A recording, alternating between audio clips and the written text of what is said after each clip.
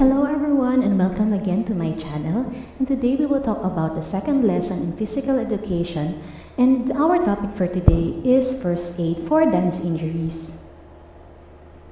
For our most essential learning competency and objective, at the end of the lesson you'll be able to monitor periodically one's progress towards the fitness goal and perform appropriate aid for injuries and emergency situations in physical activity and dance settings. People dance for a variety of reasons: for fun, recreation, and for health. Dance can be social or performed for an audience, and it can also be ceremonial or competitive. Dancing is a great way to become more active and offers a wide range of physical and mental benefits. Dance styles range from ballroom and jazz ballet to hip-hop and belly dancing. However, the range of body movements, repetition, and speed of movement can put you at risk of an injury, particularly if you are new and learning unfamiliar steps. You can reduce your risk of injury when dancing if you follow the simple guidelines. So here are some of the guidelines that you can follow in order to reduce your risk of injury while dancing. First is to see your doctor for checkup if you have a medical condition, are overweight, or have not exercised regularly for a longer time. Second is if you have a pre-existing problem or injury, especially to the foot, ankle, or lower back, consult your doctor before starting. Choose a dance style that is appropriate for you.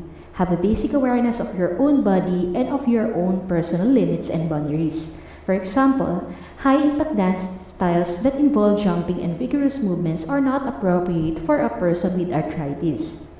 Warm up thoroughly before you start dancing and include stretches, because this is important in preparing the body for dancing. Another is to always have a cool down after a dance session or stretch again. Drink plenty of water before, during, and after dancing, and wear layers of clothing that you can take off as your body warms up. Wear professionally fitted shoes appropriate to your style of dance. Proper dance shoes distribute load, absorb impact, and support your foot. Do not push yourself too far or too fast, especially if you are a beginner. Concentrate on correct posture and your dance technique. The way a dancer connects one movement to another must be technically correct so as not to twist the body incorrectly or strain a muscle. Talk with your dance instructor if you have a problem or injury. They may be able to modify the move and teach you a variation to reduce the risk factors. Sit down and watch. Sometimes you can learn more from watching than doing something for the first time. Make sure to take sufficient rest between dance sessions, especially if you are new to dancing or are not very fit. This will help minimize muscle soreness or stiffness.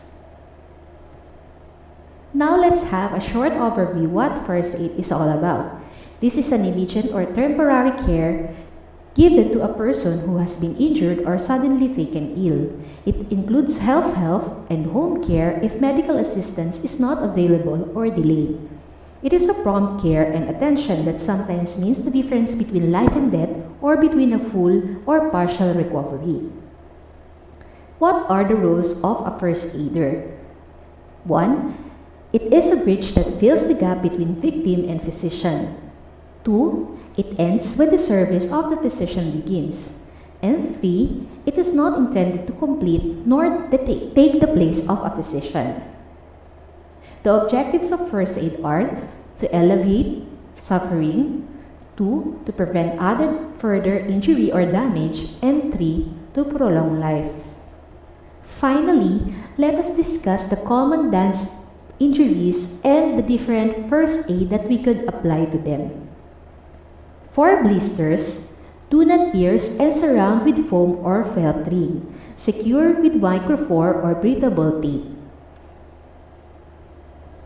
For bruises, strains, and sprains, always remember to apply RICE or RICE. R stands for rest. So rest the injured part, especially for the first 24 to 48 hours after the injury, as this is the most critical time of treatment. Avoid any activity that causes pain or makes it worse. Use crutches if the leg, foot, or ankle is injured. Support an injured wrist, arm, or shoulder with a sling and tape an injured toe or finger to its healthy neighbor. Now, I stands for ice. It's an excellent anti-inflammatory and it reduces swelling and pain. Apply an ice pack or cold compress for 10 to 15 minutes as soon as possible after an injury. Repeat each hour for the first 3 or 4 hours, then 4 times a day for the next 2 to 3 days. C stands for compression. It reduces swelling, and so use elastic bandages for at least 2 days. Check if the bandage is snug but not too tight, and take the bandage off at night. And E stands for elevation. It drains the fluids from injured tissues. Elevate the injured area whenever you are sitting or lying down, and try to keep the injured area at or above the level of the heart. For burns and grazes, as soon as possible, hold burnt area under cold running water for up to 20 minutes. Apply sterile, non-stick dressing or aluminum foil, plastic wrap, or a wet clean dressing. If the burn is to the eye, flush eye with water for 20 minutes and do not apply lotions, ointment, or fat to burns. For corns and sore toes, surround with a ring of foam or felt padding and secure with microfor tape.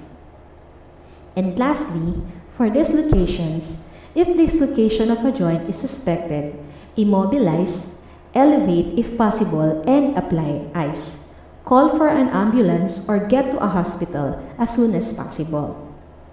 So that ends our discussion for today, and I hope that you learned something from me.